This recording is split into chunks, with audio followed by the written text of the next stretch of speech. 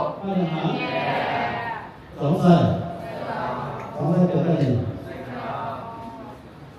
ก็ดีมันเตรียมไปเองนะเตรียมไปมันมีหลายด้านที่มันเตรียมไปมันไปเข้ากับการทำงานครับซึ่งเกาหลีก็เตรียมลงอันนี้ก็เตรียมลงนะเคยได้ปอกสื่อหนึ่งนะเขาปอกเขาเตรียมไปเขาปอกก็ห้ามเตรียมไปลึกในเพราะเป็นเกาหลีได้ไม่ได้เรียน0 1 2 3 4 5 7 8 9 0 1 2 3 4 5 7 8 9หรือยาวเพราะเป็นอะไรดีได้ก็0 1 2 3 4 4 5 6 7 8 0 2 4 6 8 0 2 4 6 8